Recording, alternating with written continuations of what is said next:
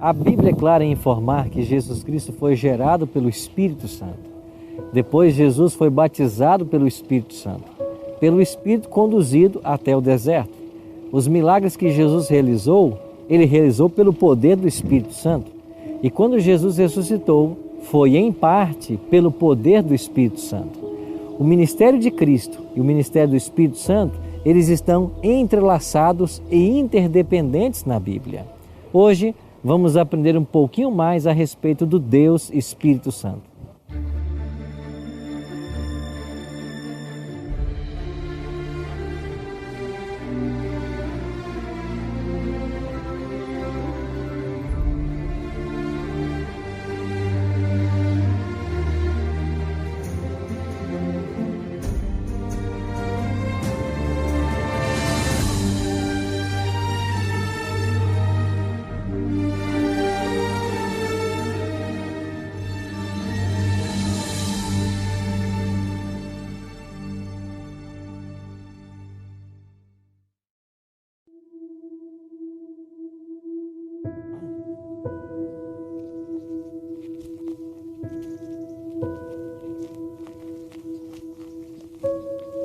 Jesus viveu cerca de 30 anos na cidade de Nazaré. Quando ele completou essa idade, ele veio aqui para o Rio Jordão para ser batizado pelo seu primo, João Batista. O Evangelho de Mateus declara que quando Jesus se batizou, ele saiu logo da água. E quando ele sai da água, o Espírito Santo desce sobre ele em forma corpórea de uma pomba. O Espírito Santo ungiu Jesus para iniciar o seu ministério terrestre. A Bíblia também diz que foi esse mesmo Espírito que o conduziu ao deserto da Judeia, aonde ele enfrentou as 3 tentações. Os milagres que Jesus também realizou em seu ministério também foram operados pelo Espírito Santo.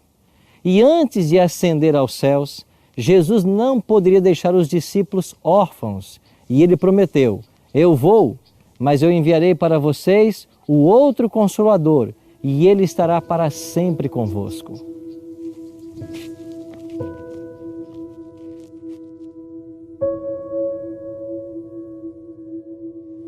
Depois de sua ressurreição, Jesus Cristo ainda passou 40 dias com os discípulos. Durante esse período, ele deu todas as orientações com relação ao ministério que eles deveriam iniciar após a sua partida. Ele também prometeu que enviaria um outro Consolador para estar com eles. E a orientação de Jesus foi clara. Eles deveriam vir aqui para Jerusalém e esperar nessa cidade o cumprimento da promessa do Pai. Durante 10 dias, os discípulos estiveram reunidos no cenáculo em confissão e oração. E ao findar esses 10 dias, chegamos exatamente na festa do Pentecostes, 50 dias após a Páscoa. Foi nesse momento, segundo o livro de Atos, capítulo 2, versos 1 a 4, que o Espírito Santo foi dado aos apóstolos. Entre eles foram distribuídas línguas e eles passaram a pregar o Evangelho na língua das pessoas que estavam aqui em Jerusalém. E os discípulos, que falavam apenas o grego e o aramaico, tiveram o dom de línguas para pregar do Cristo ressurreto para todas essas nações. O resultado foi extraordinário. Cerca de 3.000 pessoas se converteram a Cristo e naquele dia foram todas batizadas.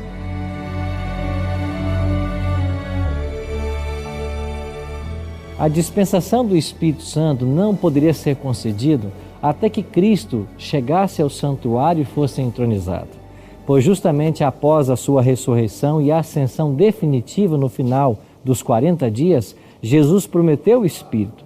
E 10 dias depois, Cristo estava sendo entronizado no santuário e o Espírito Santo foi dado à terra. Pedro vai usar essa metáfora para dizer que Cristo foi aceito junto ao Pai e exaltado à destra de Deus, cumpriu sua promessa de enviar o Espírito, o que eles estavam testemunhando naquele exato momento.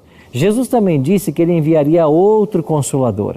A palavra outro, nesse contexto grego, significa outro igual a ele, ou seja, o Espírito Santo é Deus. O Espírito Santo não é homem, o Espírito Santo não é uma influência, não é um poder ativo. A Bíblia é clara em declarar que o Espírito Santo é Deus. Em Atos capítulo 5, nós temos o episódio de Ananias e Safira. E Pedro claramente diz para Ananias: você mentiu ao Espírito Santo, você não mentiu a homem, você mentiu para Deus.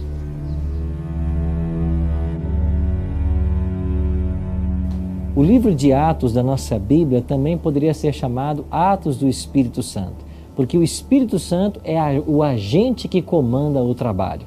Foi ele quem ordenou a Filipe que se aproximasse daquela carruagem onde estava o servo da rainha da Etiópia.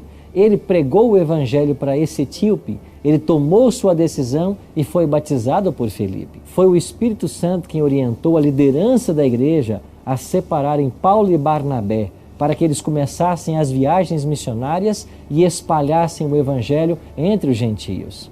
Foi o Espírito Santo quem comandou a igreja nesse momento inicial. Assim nós vemos um forte papel do Espírito Santo na disseminação do evangelho.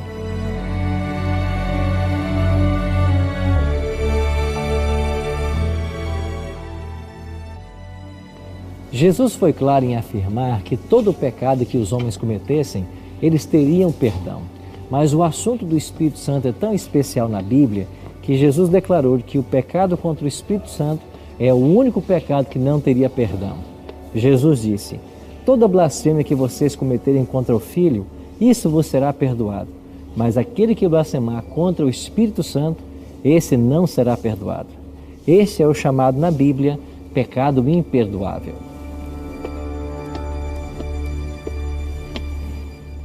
O que é o pecado contra o Espírito Santo? Pecado contra o Espírito Santo é você resistir tanto à sua fala, à sua influência, que chega a um ponto de que o ser humano se coloca fora da área de atuação do Espírito Santo. Eu gosto muito de ilustrar isso quando penso em alguém que trabalha com a enxada, alguém que capina. Alguém que tem as mãos limpas e que nunca capinou, ele pode chegar um dia, começar a capinar e no primeiro dia ele terá grandes feridas nas mãos. Ele vai machucar suas mãos, elas vão sangrar. Mas se ele insistir no trabalho e trabalhar com a enxada um segundo, um terceiro, um quarto dia, chegará um momento que as mãos estarão calejadas e ele não mais sentirá dor.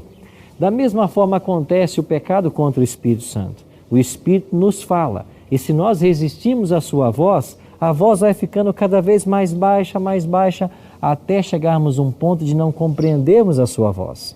E como o Espírito Santo é o agente que nos leva ao arrependimento, a pessoa se coloca fora da área de atuação do Espírito e não pode se arrepender.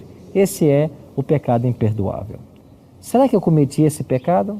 Se você está assistindo esse material, se o Espírito Santo tem falado ao seu coração, se nesse momento você está compreendendo melhor as verdades da palavra, isso já é um grande indício de que você não pecou.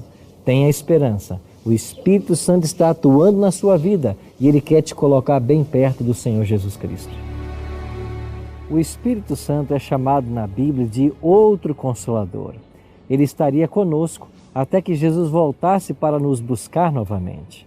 Isso quer dizer que o Deus Espírito Santo é aquele que nos acompanha em todo o nosso processo de nascimento, crescimento e maturação no reino de Deus. Qual será a sua decisão hoje? Você permitirá que o Espírito Santo influencie a sua vida? Você aceitará a Cristo como teu Salvador pessoal? Você vai crer em Deus Pai, Deus Filho e em Deus Espírito Santo? Se essa é a tua decisão, eu queria orar por você agora. Bondoso Deus e Pai, obrigado pelo teu Espírito que foi nos enviado como outro Consolador. Obrigado pela presença dele em nossa vida que nos convence do pecado, da justiça e do juízo. Que nós possamos permanecer firmes ao teu lado, até que o Senhor volte para nos buscar. Em nome de Cristo nós te oramos. Amém. Cristo disse que viria e veio. Ele disse que morreria e morreu. Ele disse que ressuscitaria e ressuscitou. Ele disse que vai voltar. Espere-o.